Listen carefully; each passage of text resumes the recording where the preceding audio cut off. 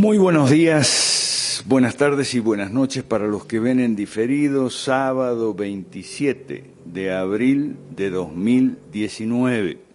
Como todos los sábados, a las 9:30 hora Cochabamba, aquí en nuestra ciudad, Iglesia Kairos, Avenida Melchor Pérez, empezamos nuestra reunión de hoy con una oración como siempre, así que les voy a pedir, por favor, nos pongamos de pie. Señor Dios, Padre nuestro, Señor nuestro, Rey de Reyes y nuestro Salvador, hoy estamos otra vez reunidos. Queremos darte gracias. En especial hoy tenemos un motivo muy importante para darte gracias, que es que siguen llegando donaciones para la Escuela Cristiana de Ciencias Políticas, que es tu obra, tu ministerio. Es parte de tu propósito de traer el reino de Dios con nosotros, que se haga tu voluntad en América Latina, en este mundo, como en el cielo. Te damos gracias por esas donaciones para la página web de la Academia, a fin de que podamos llegar con este conocimiento a otras ciudades de Bolivia y a otros países de América Latina y el mundo. Te damos gracias, Señor, y en nombre del Padre y del Hijo y del Espíritu Santo. Amén. Muchas gracias. Muchas gracias. Hoy vamos a ver dos temas, uno teórico y uno práctico, por decirlo así. Vamos a ver el caso Bolsonaro, Brasil, comparando con otros países, con Argentina, con Venezuela, con Nicaragua y Bolivia. ¿Qué está pasando en Brasil comparado con lo que está pasando en esos países? ¿Okay? Y vamos a ver un tema teórico también, las leyes de la economía, cómo funcionan para traer prosperidad o pobreza a las naciones, y cómo las leyes de la economía están de acuerdo con las leyes de Dios, con dos clases de leyes de Dios: las leyes naturales del reino mineral, animal, de los reinos mineral, animal y vegetal, por decirlo así, ¿okay?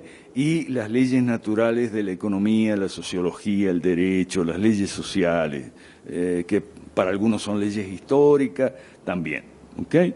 Vamos a estudiar en comparación qué está pasando en Brasil. Bueno, antes que nada, derecha e izquierda son términos que no han pasado de moda, como los estúpidos de los medios de comunicación nos quieren hacer entender para que no entendamos nada. O sea, nos quieren hacer creer que lo de derecha e izquierda pasó de moda a fin de que no entendamos nada. Porque si no entendemos que derecha es orden, justicia y libertad, izquierda es todo lo contrario, entonces no entendemos nada. No entendemos nada de lo que está pasando en estos países. No entendemos que en Argentina fracasó otra vez una derecha mala, inauténtica, falsa derecha, muy copiada de la izquierda y muy penetrada por las ideas de izquierda, tanto de marxismo clásico como de marxismo cultural. En Argentina fracasó y es probable que Cristina Kirchner vuelva a ser presidenta. ¿Ok? Bueno. En Brasil pudiera estar pasando algo similar, a pesar de que no hay ni comparación entre Bolsonaro y la fuerza que apoyó a Bolsonaro con Macri y la fuerza que apoyó a Macri. Lo de Bolsonaro es 1000 veces superior, 1000 veces de mejor calidad, ¿okay?, que lo de Macri en Argentina. Sin embargo, hay elementos en común, como estos que vamos a estar señalando: el choque con las leyes malas, la burocracia sobrante que hay que despedir, la inseguridad ligada, o sea, criminalidad ligada al tema de droga que sigue siendo tabú, el patriotismo que no es nacionalismo ni mucho menos proteccionismo, la reforma de pensiones y la política exterior.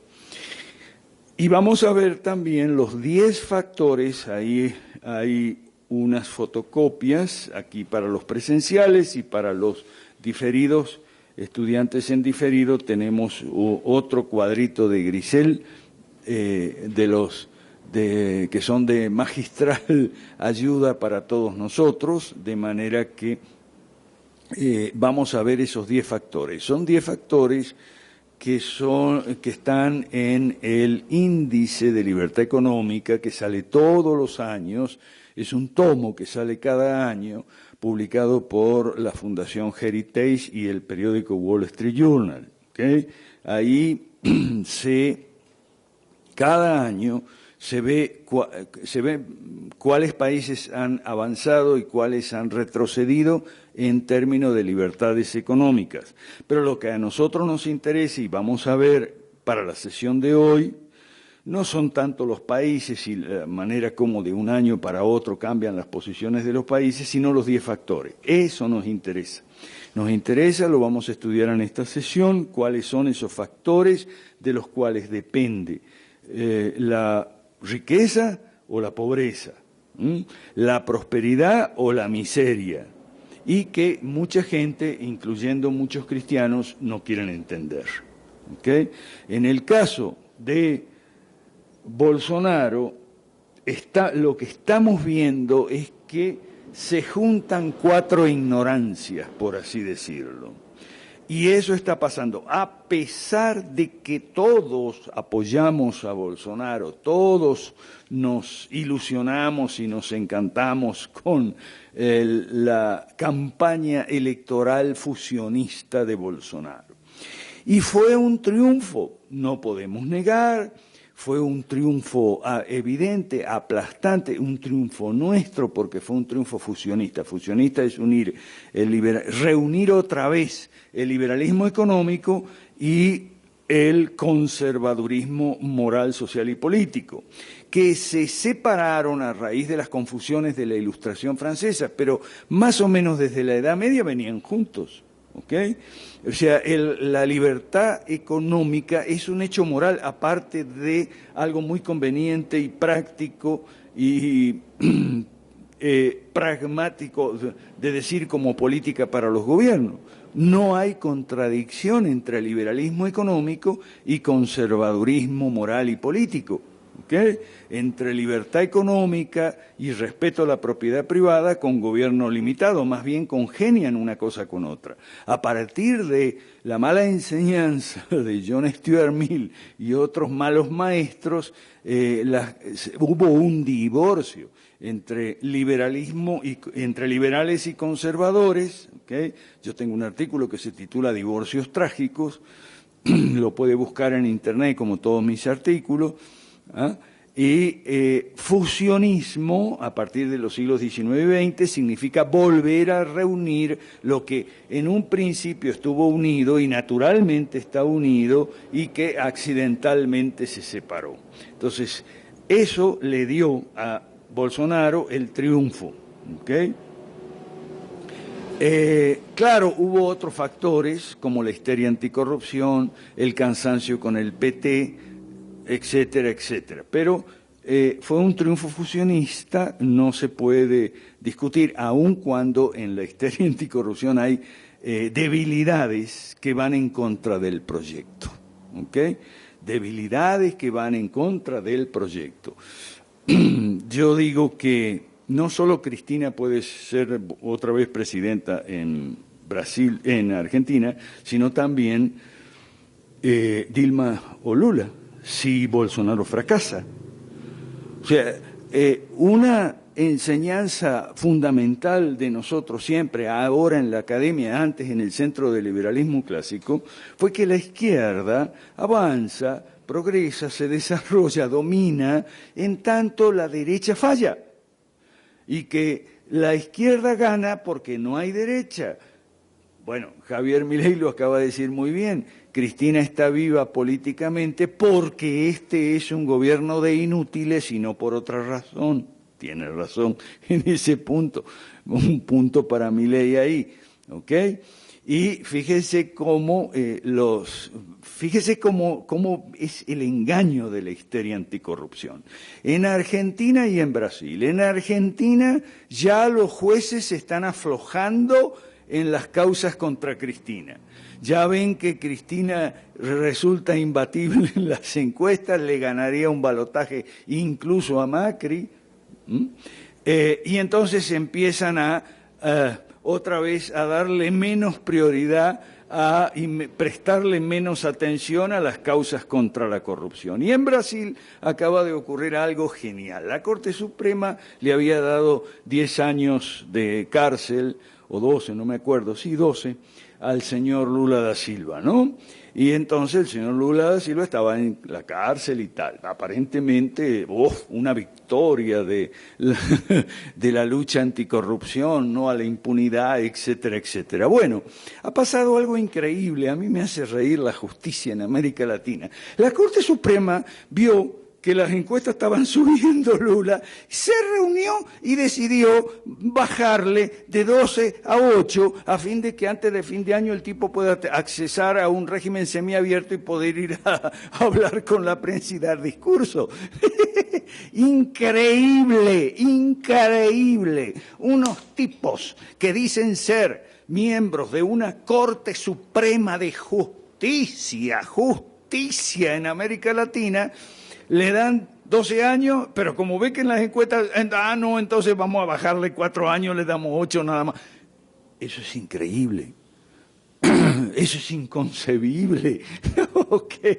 Eso es inédito, nunca visto. Bien, esas cosas pasan en América Latina. Por eso hay que entender bien, especialmente los cristianos que estamos formando parte del panorama político en varios países, ¿ok?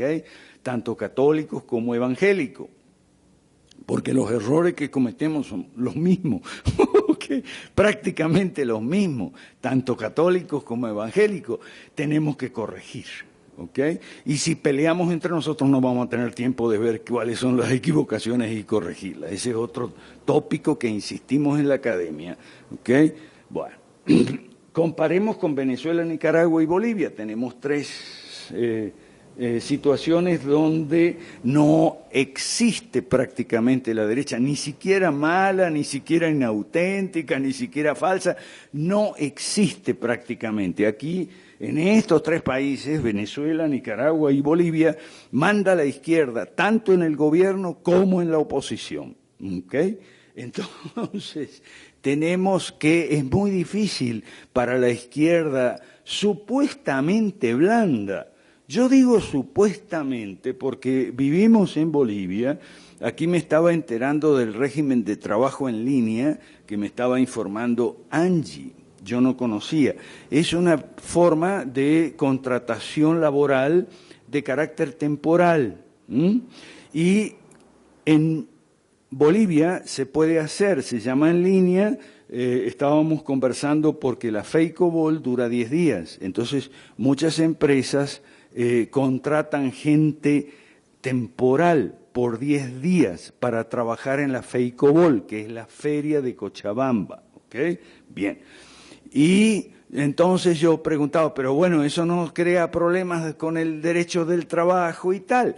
Bueno, hay un régimen en línea que se puede hacer y lo hacen muchas empresas. Bueno, eso no se puede hacer en otros países donde la izquierda dura que manda es más dura todavía. No se puede hacer en Argentina, no se puede hacer en Venezuela, Nicaragua, etcétera. Se puede hacer aquí en Bolivia. Por eso yo digo, y lo digo a propósito, para que quede grabado, ojo Bolivia, que el señor Mesa puede ser un socialista más doctrinario, más bravo y más peligroso que el socialista que está ahora. Entonces, porque a lo mejor no se puede hacer ya esa contratación temporal, esa flexibilidad laboral, por lo menos en ese tema, ¿ok?, que existe hoy en Bolivia, no existe en otros países y pudiera dejar de existir en Bolivia si nos equivocamos. Bien, o sea, no quiero decir esto votar por el Evo, no, yo no voto de ninguna manera, tampoco votaría por el Evo, pero simplemente me negaría a votar por otro socialista, eso es lo que haría. Y aprovechando que esto queda grabado, en Guatemala los 5 reformistas estamos trabajando muy fuerte con la campaña Voto Antisistema, que es voto nulo, voto en blanco o viciado, voto o no voto. ¿Ok?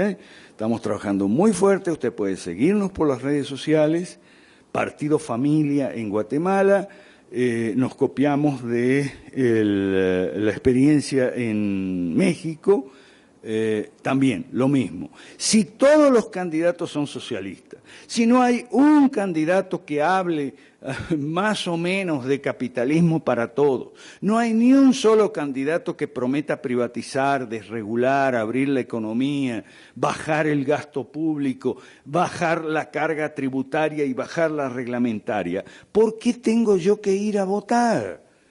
Para que no salga este socialista y que entonces tengo que ir a votar por el otro socialista. ¿Quién me asegura a mí que un socialista va a ser menos malo que otro socialista? Yo no tengo la bola de cristal. Ahora lo que sí tenemos son ciencias sociales y eso sirve para algo. El tema teórico de hoy, permítanme hacer una pequeña introducción sobre ciencias duras y blandas, ¿ok? Se nos dice, especialmente en el secundario, como está Ezequiel, se nos dice a la hora que los chicos y chicas del secundario que van a seguir alguna carrera, tienen que decidir, entonces se dice que pueden estudiar ingeniería o pueden estudiar física, química, medicina, pero en todo caso pueden ir a estudiar derecho, economía o sociología porque son carreras más fáciles. Entonces se dice que esas son las ciencias blandas y que la física, la química, la biología son ciencias duras. Esa clasificación en ciencias duras y blandas es parcialmente equivocada y muy peligrosa. Parcialmente equivocada. Es muy complicado explicar cuando algo es parcialmente equivocado. Es más fácil explicar cuando algo está totalmente equivocado, ¿ok? Eso es más fácil. Decir, mire, esto está equivocado, es un error, la verdad es esta otra, es la opuesta. Pero en el caso de las ciencias duras y blandas, la sabiduría popular, digámoslo así, está parcialmente equivocada. Y ahí no totalmente equivocada, sino parcialmente equivocada. Y ahí se hace complicado y cuesta arriba un poco separar la parte de verdad y la parte de que no es verdad. ¿Ok? Bien. Y vamos a aprovechar para hablar de las dos revelaciones, que como cristianos es una doctrina de tantas doctrinas del cristianismo primitivo, el cristianismo apostólico, el cristianismo histórico, que hemos perdido, el cristianismo de los primeros siglos, digamos de los primeros 5 siglos en adelante, más o menos hasta el final de la Edad Media, hasta el siglo XV. Esos 10 siglos de la era cristiana, la edad de oro cristiana, que van del 5 al 15, por lo menos en Occidente, lo hemos perdido.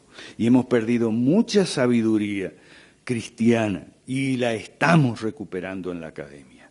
Por ejemplo, las dos revelaciones. ¿Cuál es la Biblia? La revelación escrita, esa es la revelación especial.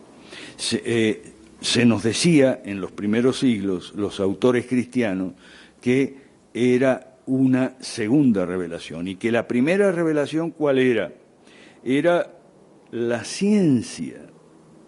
La ciencia nos daba conocimiento de la creación y a través del conocimiento de la creación también del Creador.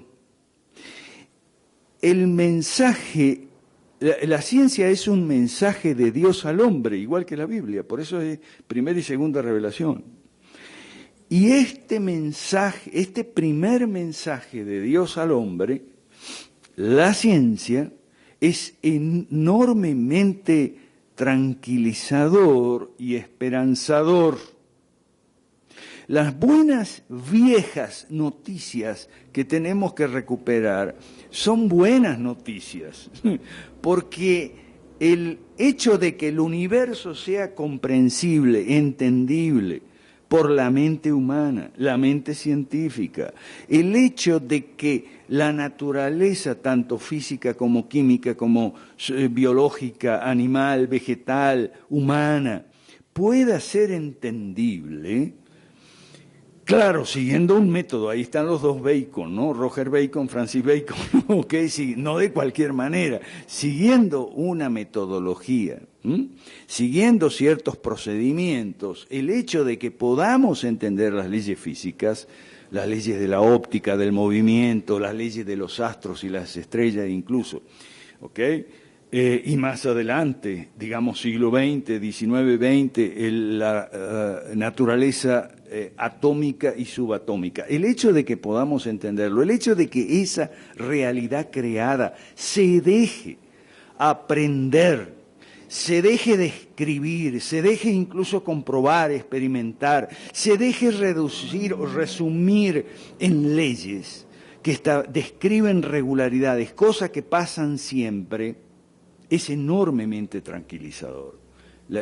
Una de las razones de la angustia del mundo actual es porque ha perdido ese conocimiento. No tiene verdades que tranquilizan, que dan seguridad. Y esta era una de ellas para los primeros científicos cristianos, los científicos cristianos de los siglos 7, 8, 9 hasta el 10, cuando gracias al cristianismo se fundan las universidades. ¿Okay? Es enormemente tranquilizador saber que la gallina pone huevos y de los huevos salen pollitos y no salen lagartos o gatos o perros, o sea, no hay irregularidades en el universo creado. Es enormemente tranquilizador saber que si yo quiero tomates, puedo sembrar semilla de tomate y si así lo hago, voy a tener tomate, no voy a tener cebolla, ni zapallo, ni papaya, se dice aquí la lechosa, ¿no? Papaya. Es enormemente tranquilizador y esperanzador. Y pasa lo mismo con las leyes de la naturaleza social, ¿ok? Lo que pasa es que hoy son mucho menos conocidas y no son respetadas. ¿Por culpa de quién? De los marxistas, como siempre, ¿ok? Pero debería ser enormemente tranquilizador saber que hay leyes de la economía que si uno las respeta, eso sí, las leyes de Dios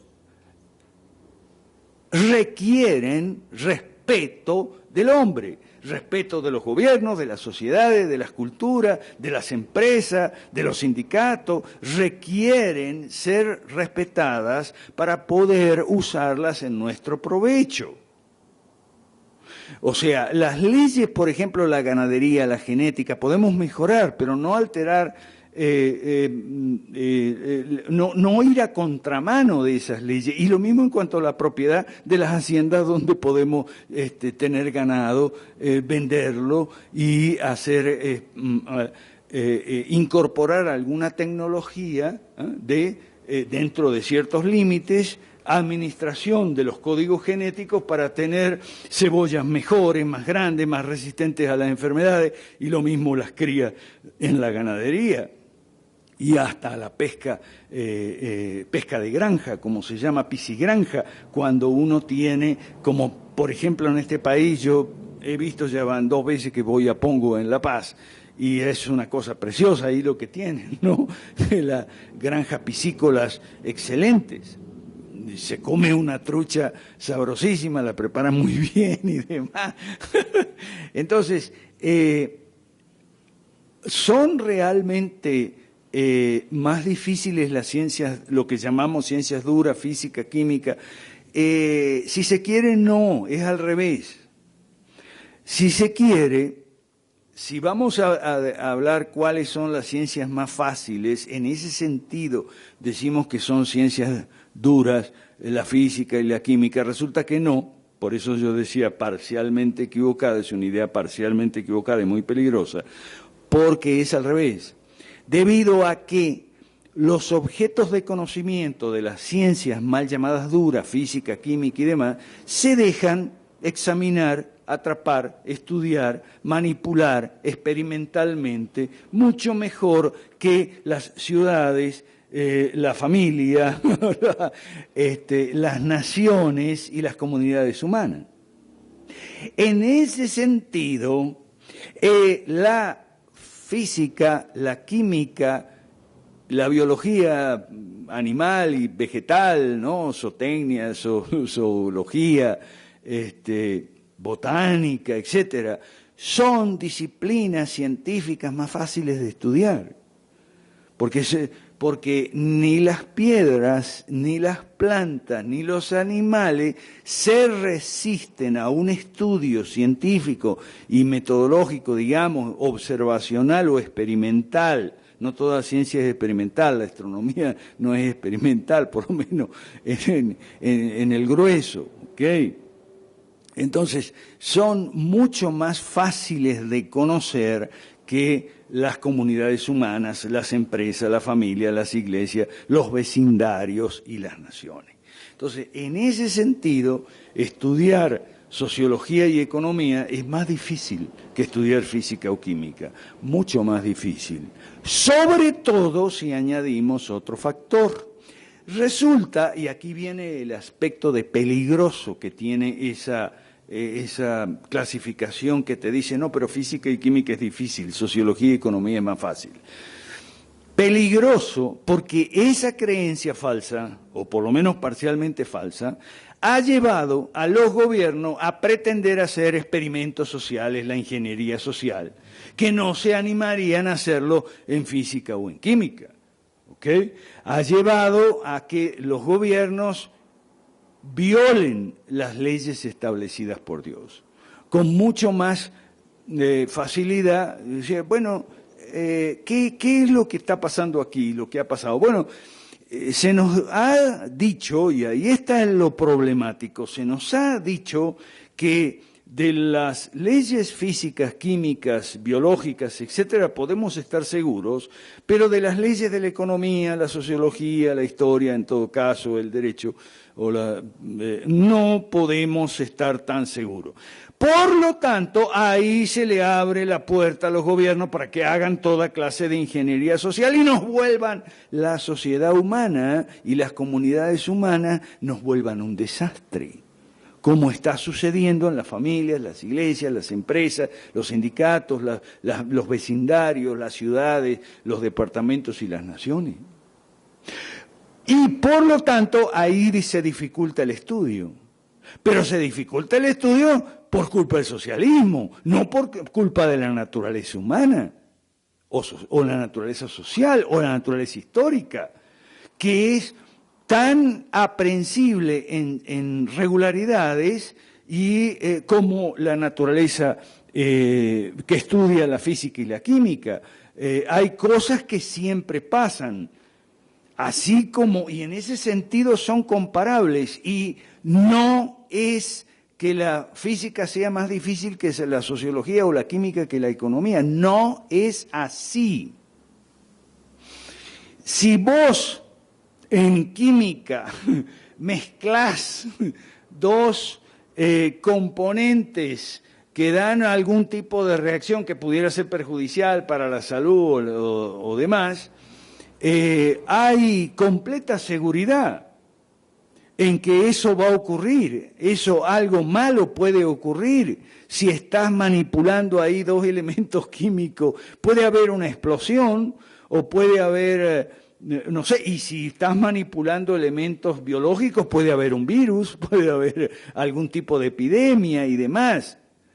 Y de eso puedes estar seguro, con seguridad completa, porque Dios no se equivoca. Y Dios ha puesto leyes. Y si perturbamos el funcionamiento de esas leyes, vamos a tener serios problemas. Y en economía pasa lo mismo.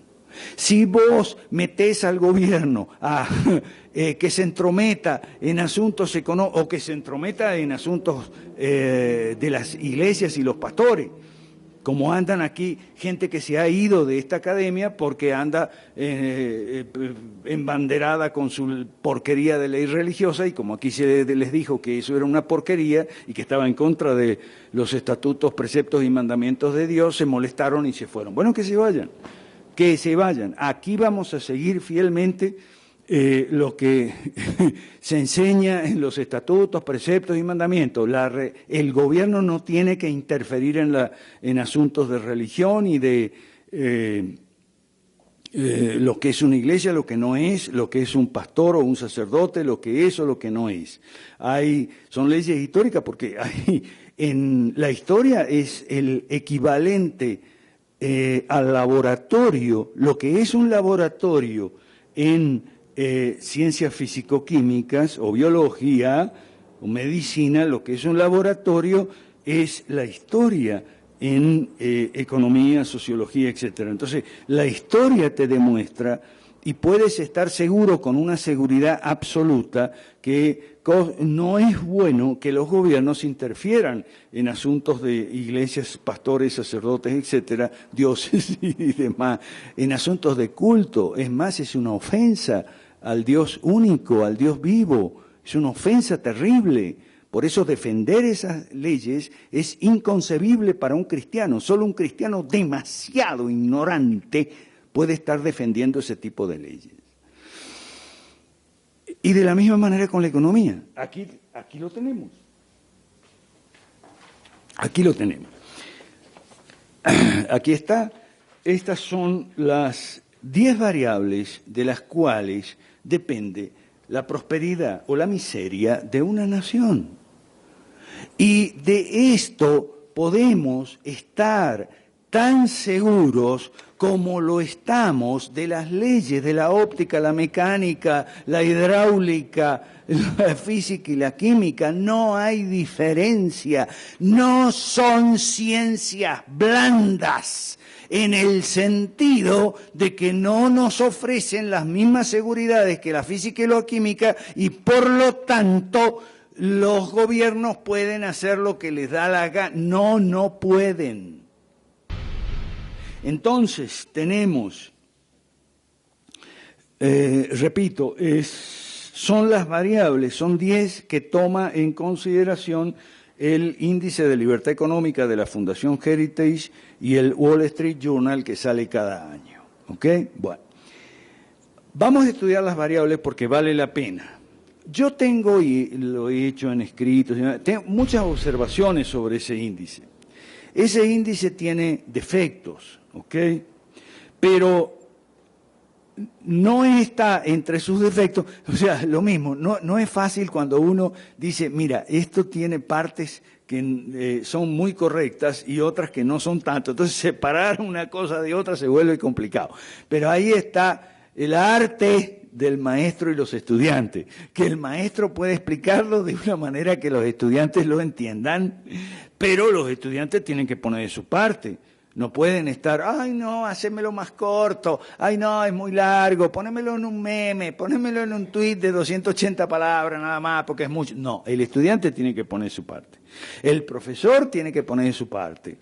El profesor debe hacer esfuerzo porque la lección sea entendible, pero sin traicionar la verdad y todos los aspectos, ángulos y perspectivas de lo que es la verdad, que es la realidad, la única verdad, ¿no? Ese es el esfuerzo que tiene que hacer el profesor. A veces algunos profesores lo logramos, otras veces no lo logramos, otras veces salimos y los estudiantes nos dicen, no entendí nada. Bueno, te lo explicaré de nuevo. Tal vez hubo alguna falla de mi parte o de la tuya en prestar atención. ¿Okay? Porque es la enseñanza-aprendizaje es un negocio de dos partes. No es como el tango, se necesitan dos. ¿Okay? Se necesita un profesor que sea claro, que ponga las cosas de manera inteligible, que se haga entender, y un estudiante que preste atención, que no se resista, que no se salga por cualquier pretexto, como muchas veces sucede. Entonces,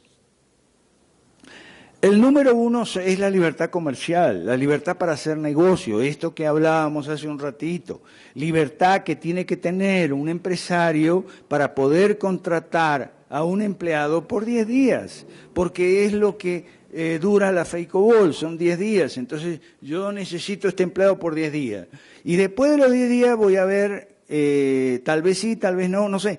depende si quedó algo por hacer o no. En fin, flexibilidad laboral, flexibilidad para hacer negocios. En general, también flexibilidad para hacer negocios entre mayoristas y minoristas también. Eso es muy importante, respeto a los precios. Fíjese una cosa, los primeros buenos economistas de la Edad Media, Nicolás de Oresme, por ejemplo, todos cristianos, y después los de la Escuela Salamanca, entendieron que los precios hablan. Eso es algo que no quieren entender muchos socialistas ecologistas que dicen que escuchan a los árboles, okay. Pero no escuchan, los gobiernos socialistas y sus apoyadores no escuchan a los precios. Los precios hablan. Lo que habían descubierto los buenos economistas, que fueron todos cristianos, los primeros economistas, es que los precios, ¿qué es lo que dicen los precios? Los precios hablan cuando suben o bajan, o se mantienen estables, en equilibrio. Cuando el precio habla, sube, dice una cosa, y cuando baja, dice otra. Cuando sube, nos dice que algo está faltando, que algo está escaseando de acuerdo a la escala de preferencias de los consumidores, que algo que los consumidores desean en un nivel relativamente alto de su escala de prioridades no se está produciendo suficientemente, por eso el precio sube. Cuando el precio baja, entonces no se está diciendo que algo sobra, en el sentido de que se están los empresarios, es decir, el lado de la oferta en la economía, está dedicando más esfuerzo a producir otras cosas, ¿ok? A producir esa cosa en lugar de otras que podría hacerlo mejor, destinando los recursos, y por eso esa cosa abunda relativamente en relación a otras que son relativamente más escasas. Y cuando el precio se mantiene estable, quiere decir que estamos bien. Quiere decir que las escalas de prioridad de la producción coinciden con las escalas de prioridad de la demanda. Y que el aparato productivo, digamos el conjunto de los empresarios y empresas, está produciendo una cantidad que es suficiente en relación, relativamente, todo relativo, que es suficiente, que está bien en relación con la jerarquía que a ese producto, sea huevo, aceite, pollo, lo que sea, las unidades de consumo, es decir, las familias, les están atribuyendo prioridad. ¿Ve? Entonces, es un crimen que el gobierno venga y diga, no, tiene que haber un precio tope aquí porque están vendiendo demasiado caro, vamos a poner un precio tope. No. Y el salario es el precio del trabajo. Entonces también es un crimen que el gobierno interfiera con los salarios y diga, no, tiene que haber un salario mínimo legal aquí fijo. No solo es un crimen, y eso es y esto es lo que viene ahora, lo que muchos cristianos no quieren entender, es una ofensa a Dios. Porque es decirle a Dios, tus leyes naturales no sirven. Las leyes naturales, y miren lo que le está diciendo el socialista cristiano a Dios, le está pasando un mensaje claramente insultante. Dios tiene toda la razón del mundo en ponerse bravo, ¿okay? Porque le está diciendo lo siguiente al socialista cristiano. Mira, las leyes que tú les pusiste a las piedras, a las plantas y a los animales podrán ser buenas, ¿ok? Pero las leyes que tú le pusiste a los precios, a los factores de la producción y demás, esas no sirven y se necesita un gobierno fuerte que venga y ponga orden aquí. No, por favor. Y nos hacen vivir, así nos ponen a vivir en un mundo muy inseguro y muy intranquilizador. Muy diferente a que si los cristianos asumieran su responsabilidad de no permitirles a los gobiernos interferir con las leyes naturales de Dios, que Dios les fijó a la economía, a la sociología, digamos, a las comunidades humanas, las leyes naturales, no las leyes positivas. La ley positiva es no robar, no mentir, no matar, eso. La ley natural, ¿ok? O la ley, por ejemplo, de los rendimientos decrecientes, que es una ley que se estudia en ciencia económica, es las funciones de producción. Una función de producción en ciencia económica es como una receta para hacer una torta. Para hacer una torta se necesita huevo, manteca, harina, algo de sal, no sé si azúcar, ¿ok? Eso es una función de producción, ¿ok? Los ingredientes se llaman factores productivos, el resultado se llama producto, el bien o servicio económico. Así operan las granjas, la fábrica, la piscicultura, o sea, producen algo, un bien o servicio que producen electricidad, etcétera, y usan una función de producción, así como una receta para hacer una torta, se necesita tales y cuales factores de producción. Claro, se pueden generalizar, siempre son los mismos, siempre son trabajo, capital, la tecnología, pero forma parte del capital, recursos naturales, pero los recursos naturales son recursos económicos de origen natural, así que pudieran reducirse a capital, porque una función de producción reducida a su mínima expresión es trabajo y capital. Lo que se necesita para producir algo es trabajo y capital, más nada. Y claro, también están las máquinas, ¿no? Y la tecnología, y también está los factores que tienen que ver con gerencia y todo, pero todo, y asesoría y todo, pero todo se puede comprar. Así que todo se reduce, se puede resumir en que sea capital. Ahora, no es lo mismo capital fijo, capital financiero, capital circulante, todo eso. Bueno, esas son las leyes de la economía. Y cuando los gobiernos interfieren, por ejemplo, la ley de los rendimientos decrecientes dice esto: la torta te va a salir más fea en cuanto alteres el equilibrio entre los ingredientes. O sea, si tú pones más azúcar, si añades azúcar, tienes que añadir también harina y huevos, eso dice la ley de los rendimientos decrecientes. O si añades más huevos, tienes que añadir también azúcar y harina, ¿ok? Es decir, los ingredientes tienen que guardar una proporción. De otra manera, el producto decae en calidad o tal. Entonces, eso es lo que enseña la economía. Es entonces, ignorar, eso es ignorar nada menos que parte importantísima de la primera revelación. La revelación sobre el mundo, sobre la naturaleza. Tanto el mundo que llamamos natural, digamos, el mundo de las plantas, como el mundo de la sociología, la economía. Otra cosa que los cristianos hemos perdido entre los sociólogos y los antropólogos, para salir un poco de la economía ahora, porque esto es bastante de economía en un 80 o 90%. Siempre ha habido una discusión entre ¿qué es lo primero? ¿No? El huevo o la gallina. ¿Qué es lo primero? ¿La cultura o las instituciones? Es una especie de, dicen que paradoja, digamos, o aporía, o sea, dificultad. ¿Qué es primero, la cultura o las instituciones? Así como quien dice que es primero el huevo o la gallina.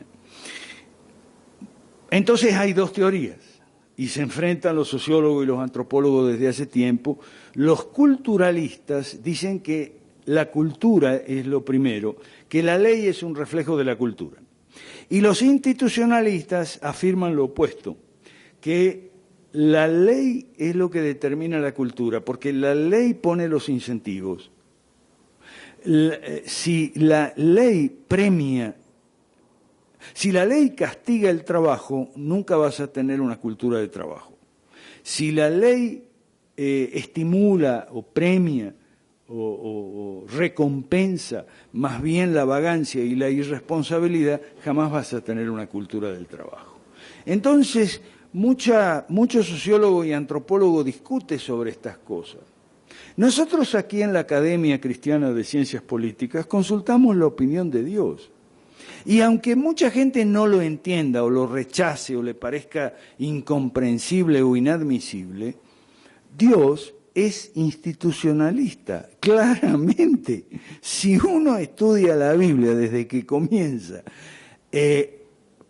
para buscar la respuesta a la gran pregunta de sociólogos y antropólogos, ¿qué es primero, la cultura o las instituciones?, va a encontrar que la respuesta de Dios es clara en favor de las instituciones. Por eso yo me río, claro, yo me río y me gano enemigos, porque esa es la verdad, no debería reírme, pero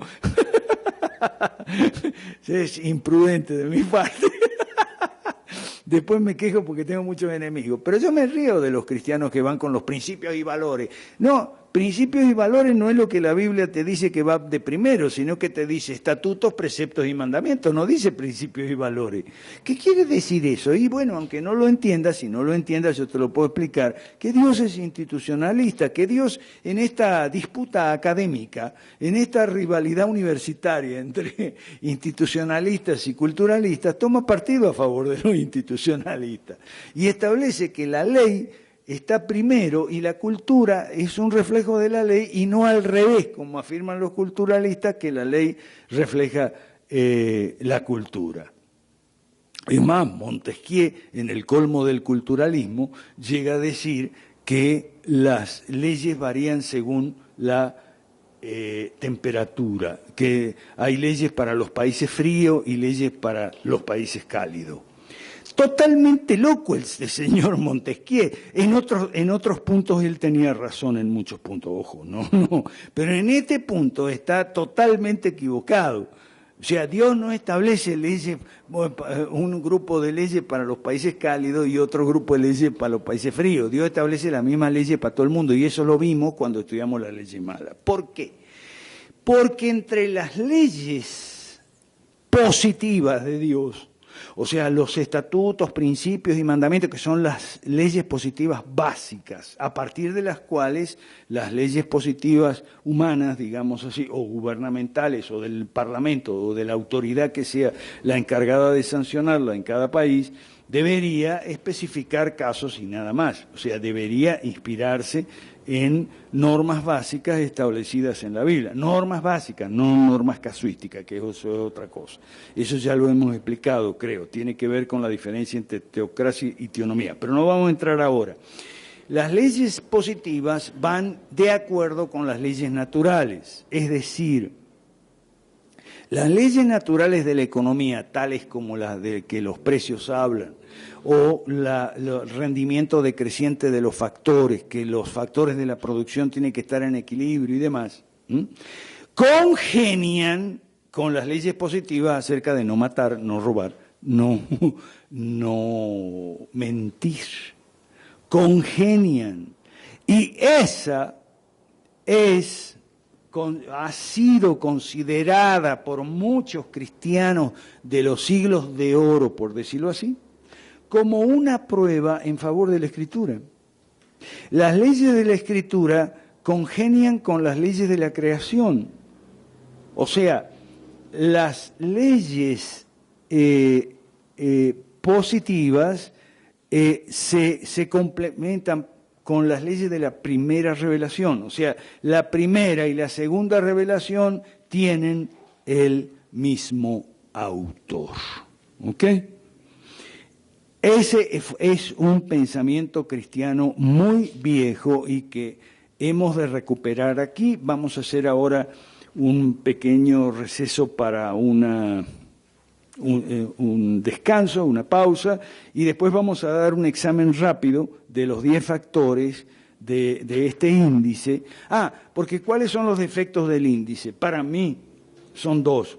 Primero, que en la medida en que los gobiernos se vuelven cada vez más socialistas, el nombre no está quedando bien, porque se llama índice de libertad cuando en realidad se debería llamar índice de opresión.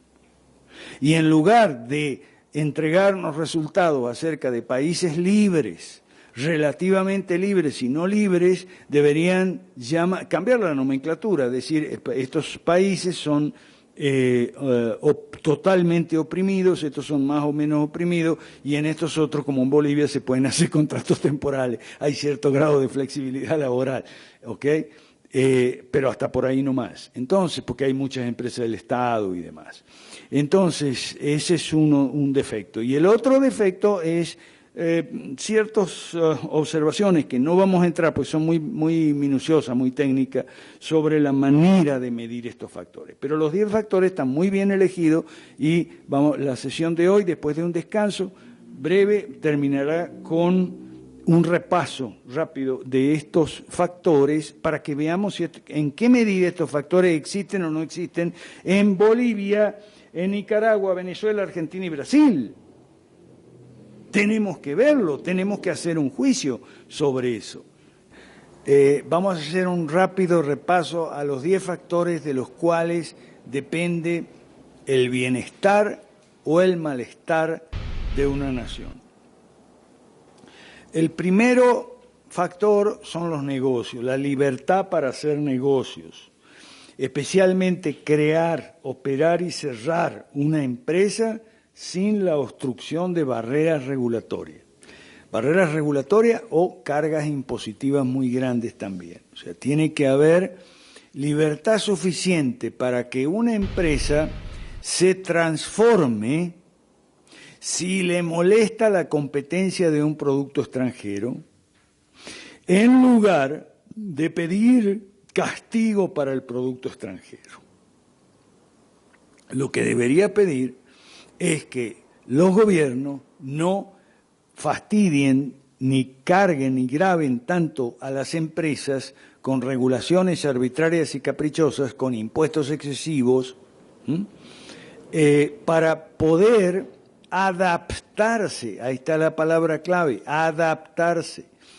Una economía libre, una economía de libre mercado es aquella donde los agentes, se puede definir así, los agentes económicos, trabajadores, empresarios, inversionistas, mayoristas y minoristas, etcétera, los agentes económicos tienen libertad suficiente, carencia de barreras y obstáculos para adaptarse a los cambios.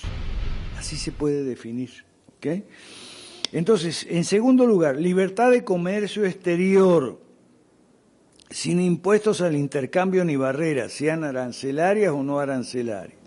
Arancelarias son los aranceles, no arancelarias son los cupos o contingentes, cantidades físicas que se pueden o no se pueden introducir, límites a los productos importados. Ahí es donde nosotros creemos que Donald Trump se está equivocando, ¿ok? Lo que tiene que haber en Estados Unidos es más capacidad y libertad en las empresas para adaptarse si de repente los productos chinos resultan más baratos para el consumidor en lugar de castigar al producto chino. ¿Por qué? Porque cuando castigas el producto chino estás castigando al consumidor.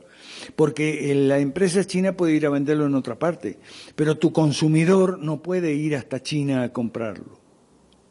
Estos son puntos importantísimos que los cristianos están ignorando acerca de la economía de mercado, las libertades, confunden con neoliberalismo, se dejan engañar por la propaganda de izquierda y van y votan por Partido Socialista.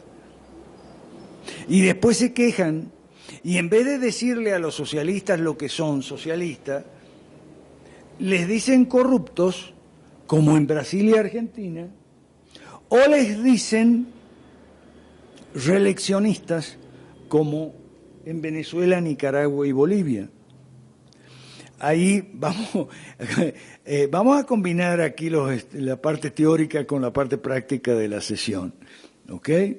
¿Qué sucede en América Latina, en todos los países de América Latina? Aquí tenemos 5 que estamos comparando.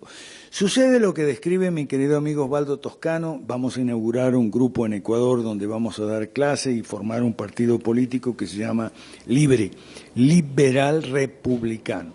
¿Ok? Él dice, Osvaldo, nuestro espectro político, nuestro panorama, nuestro política en estos países es así. A la derecha un gran vacío y a la izquierda no hay cama para tanta gente. Entonces, los factores de oposición y gobierno se turnan, pero son todos, o no se turnan, pero son todos socialistas. Entonces, no pueden en Venezuela, Nicaragua y Bolivia, los actores de oposición no pueden decirle al gobierno de Venezuela, de Nicaragua y de Bolivia lo que es socialista, porque ellos, los opositores, también son socialistas. Entonces tienen que decirles que, y lo mismo en Brasil y Argentina. Entonces, en Brasil y Argentina la acusación no es socialista. A Cristina Kirchner, al PT, no es socialista, es corrupto. Y en Venezuela, Nicaragua y Bolivia la acusación no es socialista, es reeleccionista, dictador. Dice, no, es que es una dictadura. ¿Por qué? Porque lleva muchos años en el poder. Entonces en Alemania y en Israel, que son países que le gustan mucho, en Alemania e Israel también hay una dictadura, porque hay reeleccionismo. Ahí Angela Merkel no sé cuánto tiempo lleva, y lo mismo Netanyahu. Sí, y lo mismo Netanyahu. Entonces ahí en ese punto la izquierda tiene razón. Hay una doble moral, ahí hay un doble estándar. Todo es porque no existen fuerzas de derecha, o son muy débiles, o no son visibles, digamos así, como para instalar otro discurso que reemplace al discurso vigente, que es o el de la corrupción, caso Brasil-Argentina, o el del reeleccionismo y las ambiciones dictatoriales o el supuesto carácter dictatorial o real, como hay en Venezuela, Nicaragua y Bolivia. No es real, porque dictadura es otra cosa. Dictadores han sido Pinochet, Banzer, esos han sido dictadores, ¿ok?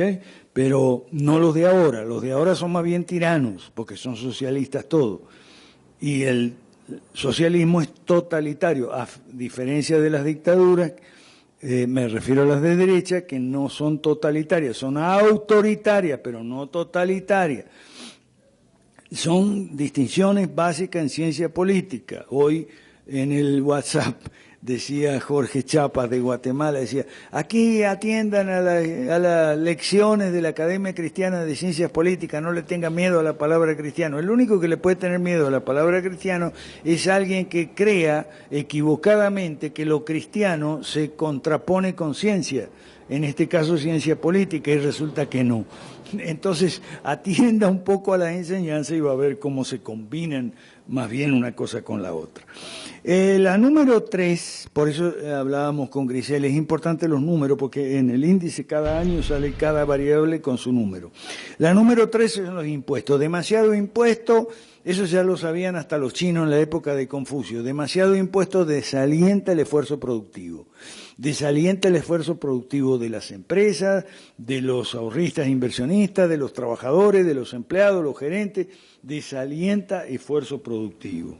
4, gasto estatal.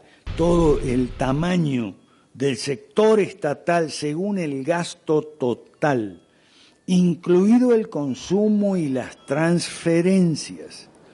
Eso es importante. ¿Cómo se relaciona el crecimiento, la miseria, el desarrollo o el subdesarrollo con estas variables? Muy simple. La riqueza, es decir, la prosperidad y el desarrollo, el crecimiento económico, el mejoramiento, el bienestar, está relacionado positivamente con las libertades de hacer negocio, número 1, con las libertades de hacer comercio exterior, número 2, con la menor peso de los impuestos, número 3, y con el menor tamaño del gasto estatal, número 4. Por el contrario, lo que se observa, más allá de las technicalities, como dicen los gringos, más allá de los aspectos técnicos de cómo medimos, cuáles son los indicadores para cada uno de las 10 variables, que uno puede discutirlos, pueden ser discutibles o pueden ser pasibles de observaciones o no. Más allá de esto, es innegable, y solo un perverso socialista puede negarlo, sea cristiano o no, que la pobreza, la miseria, está relacionada con menos libertad para hacer negocios, menos fluidez en el comercio exterior, más impuestos y más gasto estatal. Hasta ahí las 4 primeras. La quinta es la libertad monetaria, estabilidad de precios sin inflación ni controles. Ahí es donde uno puede discutir cómo va a medir, pero es lo básico ahí que tenemos que estamos aprendiendo en estas sesiones, que están bien escogidas las 10 variables y que en el punto quinto sí es una estabilidad de precios, pero no de precios individuales específicos, sino del nivel general de precios, que el nivel general de precios no sea alterado por un torrente inflacionario que de repente al Banco Central se le ocurre emitir más moneda para sufragar más gasto del Estado, o que precios específicos sean interferidos por distorsiones causadas por las intervenciones. Ahí en el receso estábamos hablando con Gabriela. El caso de la leche, en Venezuela, por ejemplo, la leche o el agua, que son productos considerados esenciales, versus la Coca-Cola o la cerveza, que son considerados no esenciales. ¿Son considerados por quién? El gobierno. ¿Para qué? Para intervenir. Entonces, en Venezuela falta el agua. ¿Por qué? Porque el gobierno considera que el agua es muy importante, entonces interviene. Pero no falta ni la Coca-Cola ni la cerveza. Estábamos sacando unas fotos en Venezuela hace muchos años de lugares muy altos en los Andes, pueblitos andinos, de montaña, muy altos, donde el agua no llega, no hay agua, en fin, hay dificultades. No hay fuentes naturales cerca, ¿ok? Entonces hay que subir el agua con camión y el camión se descompone. Pero el camión de la Coca-Cola no se descompone, llega puntual. Y el de la cerveza tampoco, llega puntual. Donde escasea el agua, abunda la Coca-Cola y la cerveza. ¿Por qué? Porque los gobiernos consideran que la Coca-Cola y la cerveza no son tan importantes. Entonces dejan su consumo y su producción libradas a las leyes de la oferta y la demanda, las de Adam Smith. Por eso Coca-Cola ni cerveza faltan en Venezuela, donde sí falta agua. Y por eso no escuchamos en Bolivia, es la misma razón. Esto es importante, por lo tanto el gobierno debe intervenir. ¡Uf! Sonamos. Por eso, la misma razón, aquí en el departamento de Cochabamba, no escucha, donde a veces escuchamos, yo escucho que se echa leche al río, nunca he escuchado que se eche Coca-Cola al río, o Sprite o Fanta. Okay. Pero leche sí se echa al río. ¿Por qué? Porque el gobierno considera que la leche es muy importante, que el consumo de los niños, bla, bla, bla, bla, bla, bla, bla, bla, bla, y por lo tanto interfiere en el consumo y la producción de leche, y entonces se limpia la oreja con el libro La riqueza de las naciones, de Adam Smith, ¿ok? Interfiere en el mercado de la leche. Mayoristas, minoristas, productores, consumidores, redes de distribución, etcétera. Precios, y precios de insumos incluso, interfiere. Es la ingeniería social. Por eso, leche, hay gente que tira, y claro, no le estoy culpando, simplemente el gobierno le cambió las reglas del juego de un día para otro, y si se pone a vender esa leche va a incurrir en pérdida, entonces más fácil tirarla al río. Ahora, ¿han escuchado alguna vez en el departamento de Cochabamba que se tire Coca-Cola al río, o Fanta, o Sprite? Mucho menos cerveza, ¿no? Taquiña, paseña, no, qué crimen tirar cerveza al río. ¿Por qué? Porque los gobiernos piensan que como no es tan importante... Ahora, no vaya a ser que se les ocurra prohibirla, la cerveza, porque entonces va a ser igual que los norteamericanos en la época de la prohibición. No les demos malas ideas. Número 6, libertad de inversión. Libre flujo de capital a la producción de bienes y servicios del extranjero. O sea, pero ¿qué hacen los gobiernos? Todo lo contrario. Siempre le ponen restricciones para sacar las ganancias. ¿Por qué? No, porque la empresa extranjera viene y se lleva sus ganancias. Bueno, pero si son suyas. ¿Cuál es el problema? Obviamente que si son suyas se las puede llevar a su casa. allá a Francia o a Estados Unidos, donde sea, ¿qué te pasa? No, los gobiernos tienen unas ideas locas en la cabeza y peor aún, mucha gente, cristiana incluso, que va y vota por gobiernos de izquierda. La número 7 es libertad en los mercados financieros, banca y finanzas. Bueno, en una economía libre, normal, siempre hay banca compitiendo con bolsa de valores. ¿Okay? La banca te ofrece rendimientos menores pero más seguros y la bolsa te ofrece rendimientos más elevados pero menos seguros. Ahora, están compitiendo tanto por el lado de la oferta como la demanda de fondos prestables. La banca maneja el crédito y en la bolsa, las casas de bolsa manejan los papeles bursátiles que son acciones y bonos. Eso lo estudiaremos en su momento, ¿ok? Porque ahí es donde se meten los banqueros monopolistas que son amigos de los gobiernos, ¿ok? Y no quieren competencia de un mercado bursátil independiente. Entonces, por eso, esa es una de las razones por las cuales los nuestros son países pobres, porque no hay un mercado bursátil suficientemente robusto, es decir, independiente de la banca, protegida por el gobierno, y puedan competir, y uno tenga más oportunidades de inversión. Claro, asumiendo que tiene ahorro para invertir, pero como aquí no hay mucho ahorro para invertir, entonces la gente no le da importancia. Es una de las razones por las cuales no le da importancia a estos temas. Así es, así es. 8. Derechos de propiedad, libertad de uso y disposición mediante contratos y apropiación de los retornos. O sea, un derecho humano básico. Los derechos humanos económicos asociados al capitalismo no se respetan. ¿Cuál es de qué derecho estamos hablando en el número 8?